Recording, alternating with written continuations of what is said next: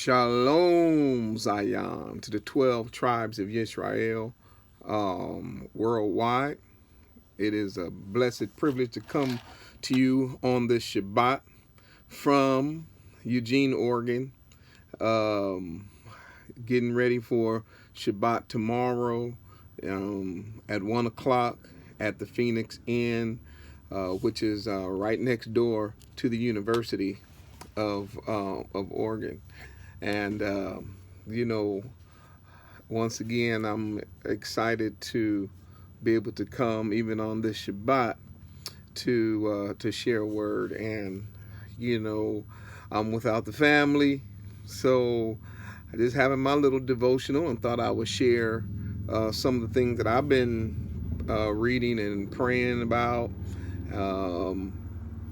And this is one of the passages, very familiar passage, and it's found in the book of John. So Yahachanan, and we're going to start in the book of John, chapter 2,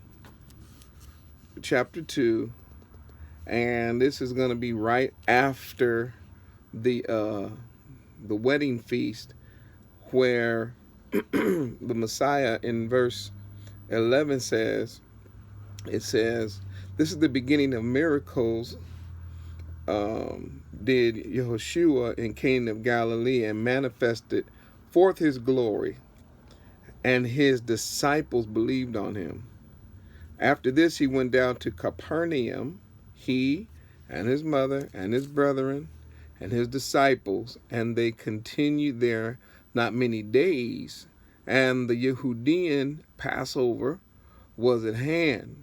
And Yeshua went up to Jerusalem, and found in the temple those that sold oxen and sheep and dove, and the changers of money, sitting.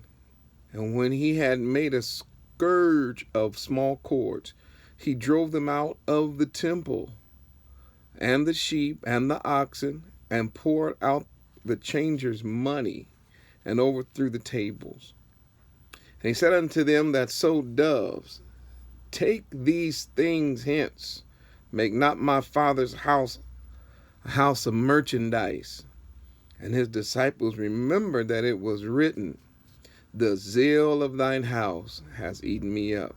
That's Psalm 69, by the way, in verse 9.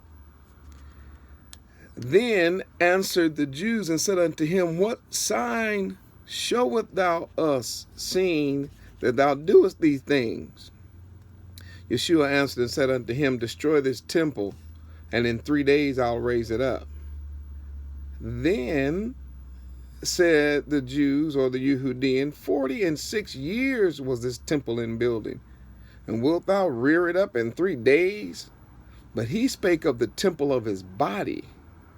When therefore he was risen from the dead, his disciples remembered that he had said this unto them, and they believed the scriptures and the word which Yeshua had said.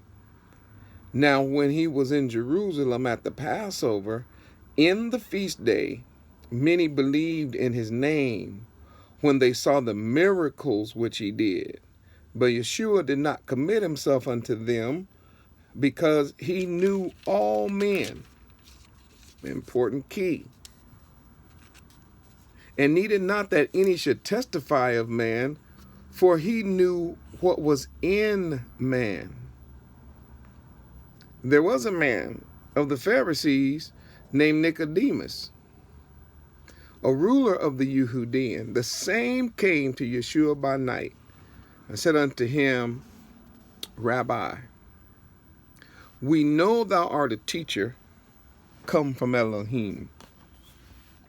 For no man can do these miracles that thou doest, except Yahuwah be with him. Yeshua answered and said unto him, Verily, verily, or truly, truly, I say unto thee, that means you, except a man be, and here it is, born again, he can't see, he cannot see the kingdom of Yahuwah. Nicodemus said unto him, how can a man be born when he is old? Can he enter a second time into his mother's womb and be born? Yeshua answered, verily I say unto you, or unto thee, except a man be born of water and of the Ruach, he cannot enter into the kingdom of Yahuwah. That which is born of flesh is flesh, and that which is born of the Ruach is Ruach. Moreover, or marvel not that I say unto thee, you must be born again. The wind blows where it lists, and thou hearest the sound thereof, but cannot tell where it cometh or where it goeth. So is every one that is born of the Ruach. Nicodemus answered and said unto him, how can these things be? Yeshua answered and said unto him, art thou a master of Yisrael, and knoweth not these things? Verily, verily, I say unto thee, we speak that which we know, and testify that which we have seen, and you receive not our witness. If I have told you earthly things, and you believe not, how shall you believe if I tell you of heavenly things? Watch this. And no man has ascended up to heaven but he that came down from heaven, even the Son of Man, which is in heaven. As Moshe lifted up the serpent in the wilderness, even so must the Son of Man be lifted up, that whosoever believeth in him should not perish, but have everlasting life. For Yahuwah so loved the world that he gave his only begotten Son, that whosoever believeth in him should not perish, but have everlasting life. For Yah sent not his Son into the world to condemn the world, but that the world through him might be saved. He that believeth on him is not condemned, but he that believeth not is condemned already, because he hath not believed in the name of the only begotten Son of Yahuwah. And this is the condemnation, that light is coming to the world, and men love darkness rather than light, because their deeds are evil. For everyone that doeth evil hateth the light, neither cometh to the light, lest his deeds should be reproved. But he that doeth truth cometh to the light, that his deeds may be made manifest, that they are wrought in Yah. After these things came Yeshua and his disciples into the land of Judea, and there he tarried with them and baptized. And so we have this marvelous picture of a truth that I think oftentimes, because of familiarity with a couple of verses, I believe people aren't able to grasp this truth. And that's this idea of having to be born again.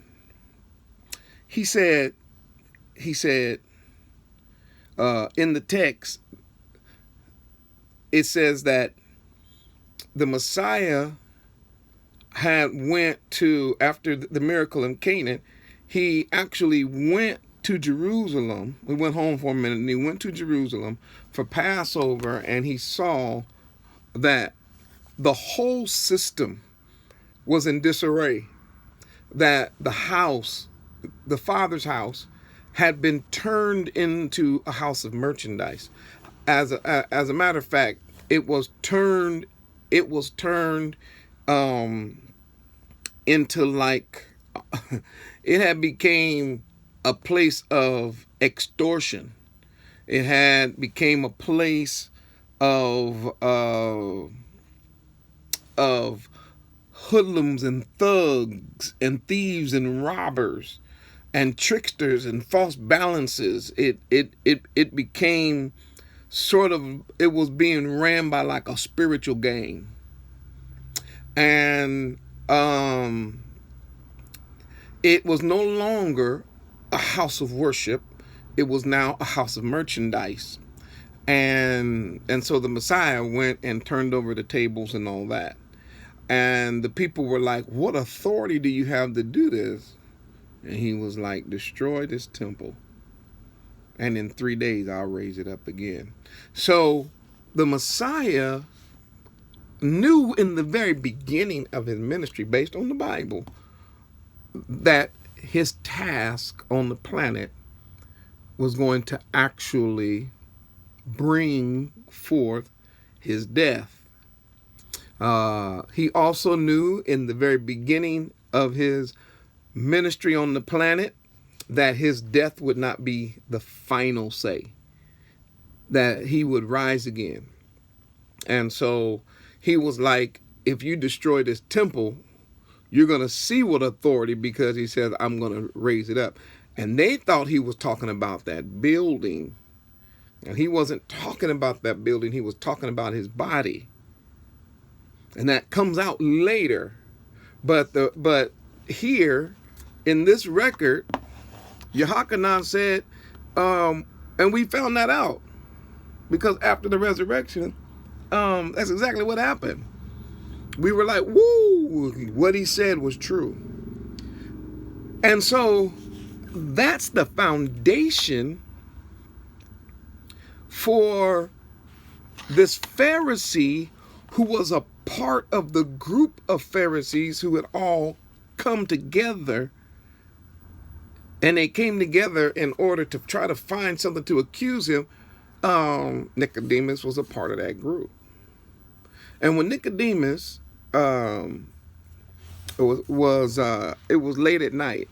And when he was contemplating everything that was going on, because they had never seen nothing like that, person coming into the feast day and just tearing up stuff, turning over tables, and then making statements like that. Plus the fame of some of the miracles he had done had already preceded him. He decided, I need to talk to him personally. I got to talk to him. While other people were accusing him and talking about him behind his back, Nicodemus said, no, I got to go talk to him face to face. And I've heard people over the years talk about Nicodemus because he came by night. But I ain't mad at him for coming at night. At least he came. Some people have never come to Yeshua. Some people have never made themselves uncomfortable so that they could properly examine the claims and the works and the authority of our HaMashiach.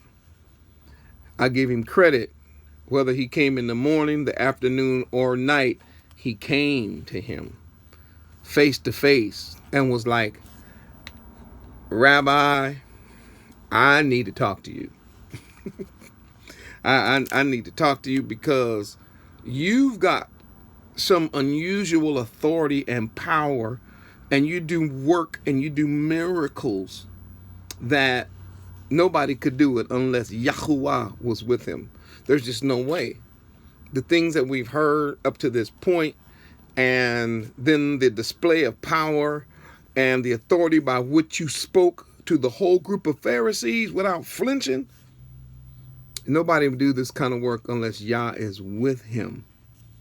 That was how he began the conversation. That was the base of his understanding.